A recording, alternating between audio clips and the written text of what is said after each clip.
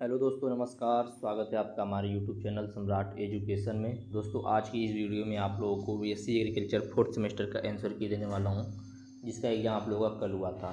तो आप लोग वीडियो पूरा देखिएगा। वीडियो अच्छा लगे तो वीडियो को लाइक कीजिएगा, चैनल को सब्सक्राइब कीजिएगा, अपने दोस्तों के पास शेयर कीजिएगा। आज के जो आंसर की हम लोग 2 पार्ट में देखेंगे, ठीक है। पहले पार्ट में 40 क्वेश्चन, दूसरे पार्ट में 35 क्वेश्चन। तो यदि आप लोग इस वीडियो पर 75 लाइक कर देंगे तो अगला वीडियो आएगा, ठीक है। तो आप लोगों से रिक्वेस्ट है, जल्दी से लाइक कर दीजिएगा और अगला वीडियो आप लोगों को मिल जाएगा। चलिए देखते हैं पहला क्वेश्चन। तो पहला क्वेश्चन है, निम्नलिखित में से कौन सा नवीकरणीय ऊर्जा स्रोत है। इनमें से कौन सा नवीकरणीय ऊर्जा स्रोत है? तो सोलर एनर्जी, ठीक है। ऑप्शन नंबर सी से हो जाएगा पहले क्वेश्चन का। अगला क्वेश्चन है, कृषि में सिंचाई के लिए किस ऊर्जा स्रोत की सर्वाधिक संभाव्यता है? तो सौर ऊर्जा का ही। आप लोग देख ही जाओगे कि वर्तमान समय में सौर ऊर्जा कितना ट्रेंड में चल रहा है। सब लोग सौर ऊर्जा ही लगवा रहे हैं कृषि में सिंचाई के लिए, ठीक है।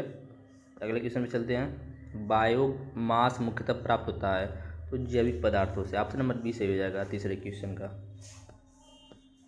अगला क्वेश्चन, चौथा क्वेश्चन, निम्नलिखित में से कौन जैव ईंधन नहीं? Ethanol, biodiesel, biogas, kerosene. तो केरोसिन जो है वह बायोफ्यूल नहीं है, ठीक है। चौथे क्वेश्चन का ऑप्शन नंबर डी से हो जाएगा।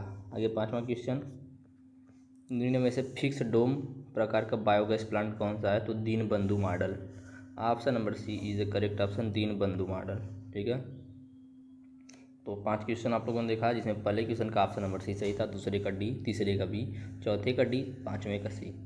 आगे छठवां क्वेश्चन है, निम्न में से या निम्न में कौन सा बायोगैस का घटक नहीं है? तो यहाँ पर कुछ गैस दिए गए हैं जो कि इनमें से एक बायोगैस का घटक नहीं है।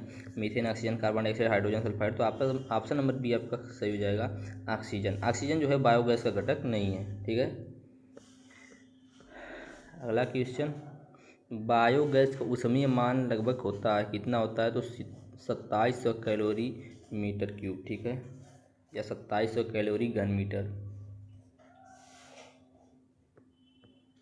अगला है 8वां क्वेश्चन, बायोगैस में प्रयुक्त गैस है तो CH4, CO2, H2O2। इनमें से कौन सा है? ऑप्शन नंबर ए सही हो जाएगा। कौन सा? Methane, CH4। आगे देखते हैं 9वां question, floating drum biogas plant किसके द्वारा विकसित किया गया था? तो किसके द्वारा विकसित किया गया था? ऑप्शन नंबर बी सही हो जाएगा, KVIC के द्वारा, ठीक है, KVIC के द्वारा। Option number B is the correct option. आगे देखते हैं 10वां क्वेश्चन, बायोमास गैसीफायर बायोमास को परिवर्तित करते हैं। जो बायोमास गैसीफायर होते हैं वह बायोमास को किस में परिवर्तित करते हैं? तो वह बायोमास को प्रोड्यूसर गैस में परिवर्तित करते हैं। ऑप्शन नंबर डी सही हो जाएगा, क्या? Producer gas. अगला 11वां क्वेश्चन, प्रोड्यूसर गैस मिश्रण होता है तो प्रोड्यूसर गैस मिश्रण क्या होता है? तो 11वां क्वेश्चन ऑप्शन नंबर सी हो जाएगा, ठीक है। तो ऑप्शन नंबर सी से हो जाएगा। आगे 12वां क्वेश्चन, जैव इथेनॉल उत्पादन के लिए किस बायोमास की सर्वाधिक संभाव्यता है? तो ऑप्शन नंबर ए से हो जाएगा, गन्ना। ऑप्शन नंबर ए हो जाएगा, शुगर केन, मतलब गन्ना, ठीक है।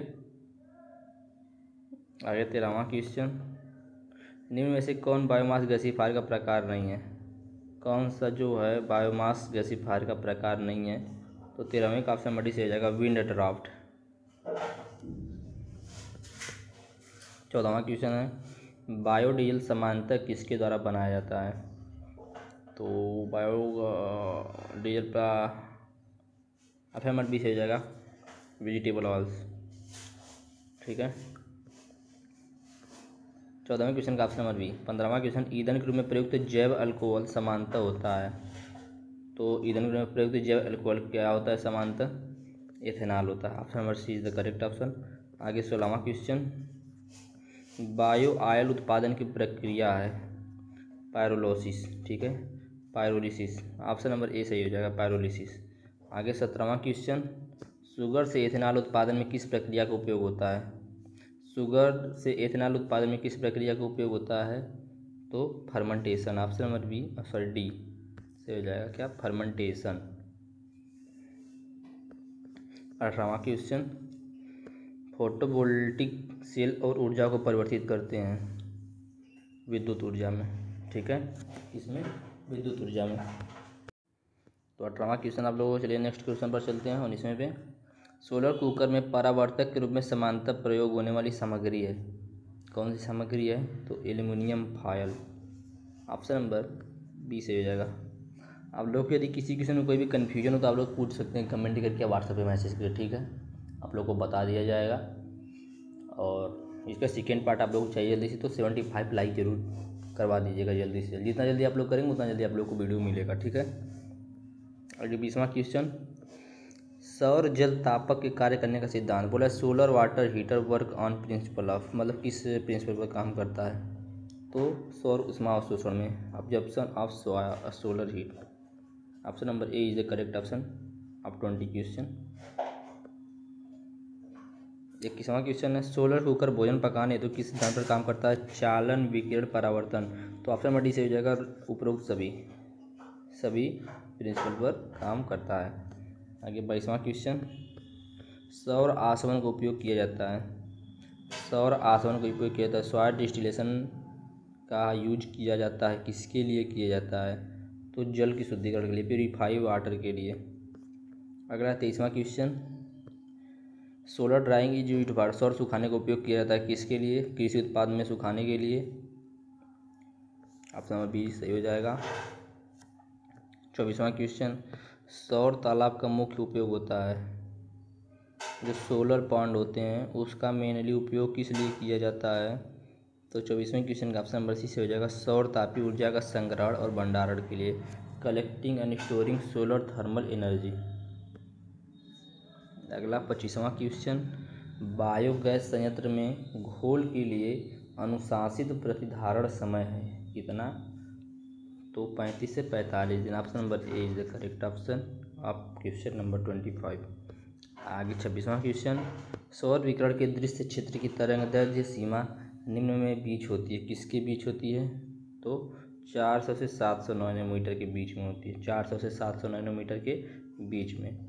आगे 27वां क्वेश्चन, पवन ऊर्जा से बिजली उत्पादन प्रक्रिया में ऊर्जा रूपांतरण का सही क्रम है, कौन सा सही क्रम है, तो गतिज से यांत्रिक, यांत्रिक से विद्युत, ठीक है, गतिज से यांत्रिक, यांत्रिक से विद्युत, काइनेटिक से मैकेनिकल, मैकेनिकल से फिर electrical. Option number D is the correct option. 28वां क्वेश्चन, इनमें से कौन पवन टरबाइन का घटक नहीं है, पवन टरबाइन का घटक कौन नहीं है इनमें से, तो reflector. Option number A is the correct option. आगे 29वां क्वेश्चन, समुद्री जल से नमक हटाने के लिए किस सौर उपकरण का प्रयोग किया जाता है, किसका यूज किया जाता है भाई, 29वें क्वेश्चन का ऑप्शन नंबर सी से हो जाएगा सोलर स्टील का, ठीक है, सोलर स्टील का। 30वां क्वेश्चन, बायोडीजल बनाने की समान प्रक्रिया है, दहन, किण्वन, आसवन, ट्रांसएस्टरिफिकेशन। तो 30वें का ऑप्शन नंबर डी से हो जाएगा ट्रांसएस्टरिफिकेशन। अगला 31वां क्वेश्चन, बायोडीजल उत्पाद का उप उत्पाद कौन सा है, जो बायोडीजल उत्पाद होता है या प्रोडक्शन होता है उसका बाय प्रोडक्ट पूछ रहा है, तो बाय प्रोडक्ट इसका हो जाएगा glycerol. Option number B is the correct option. 32वां क्वेश्चन, ब्रिकेटिंग मशीन का उपयोग किया जाता है, ब्रिकेटिंग मशीन जो होता है उसका यूज किस लिए किया जाता है, तो बायोमास को ठोस ब्लॉकों में संपीड़ित करने में, compress biomass into solid blocks. Option number is the correct option. Question number 33, biogas में समानतम मेथेन की प्रतिशत मात्रा होती है, बायोगैस में कितने परसेंट मेथेन पाया जाता है, तो option number D is the correct option 55 से 65%, 55 से 65%। आगे 34वां क्वेश्चन, सौर पीवी प्रणाली में बिजली संग्रहित की जाती है, बोला कि in solar PV system electricity is store in, मतलब किसमें स्टोर की जाती है, तो बैटरी में। Option number C is the correct option. आगे 35वां क्वेश्चन, बायोगैस संयंत्र में अवायवीय अपघटन के लिए आदर्श तापमान सीमा है, तो कितना है, 25 से 40 डिग्री सेल्सियस, 25 से 40 डिग्री सेल्सियस, ठीक है। तो 35वें क्वेश्चन का ऑप्शन नंबर बी से हो जाएगा। चलिए चलते हैं अगले क्वेश्चन में। 36वां क्वेश्चन है, ब्रिकेट्स का उपयोग किसके विकल्प के रूप में किया जाता है, जो ब्रिकेट्स होता है उसका यूज किसके विकल्प के रूप में किया जाता है, तो कोल के। Option number A is the correct option आपको क्वेश्चन नंबर 36, ठीक है, मतलब briquettes are used is a substitute for, मतलब किसके विकल्प के रूप में यूज किया जाता है ब्रिकेट्स को, तो कोल के, मतलब कोयले के। अगला है 37वां क्वेश्चन, सौर पीवी पैनलों की सामान्य रूपांतरण क्षमता होती है, कितनी होती है, तो 10 से 15%। ऑप्शन नंबर सी सही हो जाएगा 37वें क्वेश्चन का। आगे 38वां क्वेश्चन, सौर फोटोवोल्टिक पैनल की औसत आयु होती है, कितनी होती है? तो 38वां क्वेश्चन, सौर फोटोवोल्टिक पैनल की औसत आयु कितनी होती है? 20 से 25 वर्ष। ऑप्शन नंबर सी से हो जाएगा। और आगे 39वां क्वेश्चन, खाना पकाने के लिए सौर कुकर बॉक्स में या सौर कुकर में प्राप्त तापमान सीमा कितनी होती है? तो 120 से 140 डिग्री सेल्सियस, मतलब ऑप्शन नंबर बी सही हो जाएगा। ठीक है। और आगे 40वां क्वेश्चन है, उष्मा भंडारण हेतु प्रयुक्त सौर तालाब की गहराई कितनी होती है? सौर तालाब की गहराई 1.5 से 2 मीटर होती है। तो ये अब टोटल के 40 आप लोगों के 40 क्वेश्चन थे, जिसका मैंने आंसर बता दिया है। उम्मीद करते हैं सही भी क्वेश्चन सही होगा। किसी क्वेश्चन में कोई भी कन्फ्यूजन हो तो आप लोग कमेंट करिए या व्हाट्सएप पर मैसेज करके पूछ सकते हैं। डिस्क्रिप्शन व्हाट्सएप नंबर और व्हाट्सएप ग्रुप का लिंक भी दिया हुआ है, वहाँ से ज्वाइन भी हो सकते हैं। वीडियो अच्छा लगा तो वीडियो को लाइक कीजिएगा, चैनल को सब्सक्राइब कीजिएगा। 75 लाइक होने के बाद इसका पार्ट 2 आएगा। धन्यवाद। जय हिंद।